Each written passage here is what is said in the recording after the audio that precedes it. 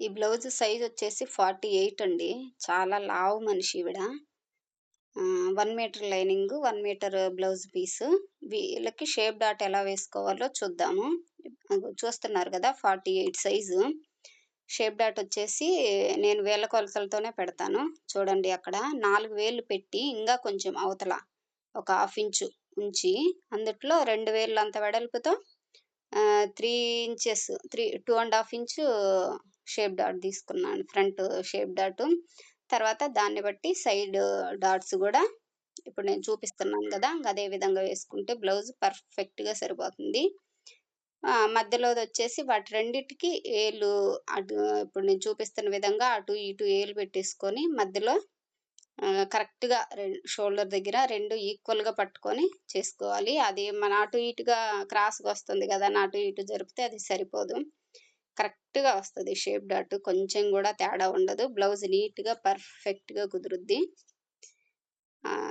ఈ బ్లౌజు ఈవిడియి 6 బ్లౌజులు కుట్టాను మొత్తము. ఇది లాస్ట్ బ్లౌజు. ఈరోజు కంప్లీట్ అయితాయి. ఈ షేప్ డాట్స్ ఇట్లా వేసుకుంటే అస్సలు బ్లౌజులు అస్సలు చెడిపోవు. షేప్ సరిగ్గా కుదరలేదు, రాలేదు అనే కంప్లెయింటే రాదండి మనకింకా. నీట్‌గా వస్తది బ్లౌజ్ పర్ఫెక్ట్‌గా సరిపోయిద్ది. సన్నటోళ్ళ కన్నా ఇంకా లావుటోళ్ళకే బ్లౌజులు బాగా కుదురుతాయండి. సన్నటోళ్ళ కన్నా గూడా లావుటోళ్ళకే ఈజీ మనకు బ్లౌజులు కుట్టడానికి. చానా ఈజీగా కుట్టేయొచ్చు.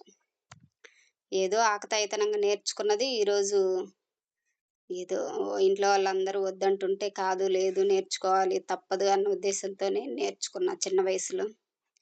కానీ అదే ఈరోజు వృత్తిపరంగా అదే అయిపోయింది. డైలీ కుట్టుకోవడం, ఊరికే ఖాళీగా కూర్చోకుండా ఈ సమ్మర్ హాలిడేస్‌లో కుట్టుకోకుండా హాలిడేస్ అంటే రైతులకు గూడా హాలిడేసే గదండీ! సమ్మర్స్ అంటే ఊరికే కూర్చుంటే హాలిడేస్ కిందే గదా! వాళ్ళు గూడా కొంచెం రెస్ట్ తీసుకోవాలి గదా! అట్నే. ఈ బ్లౌజులు కుట్టుకొని చేతి పనులు జేసుకుంటూ కుట్టేదంతా ఒక ఎత్తయితే చేతి పనులు జేయాలంటే చానా చిరాకు పుడుతుందండి. అస్సలు హుక్సులేయను, కాజాలేయను. కాజాలు అయ్యేం పెట్టుకోను. హుక్సులు మామూలుగా లైనింగ్ జాకెట్లకైతే ఇంక చేతి పనేముండదు. మొత్తం పైపింగ్ జేసేస్తా. 2 బై 2 జాకెట్లకైతే మొత్తం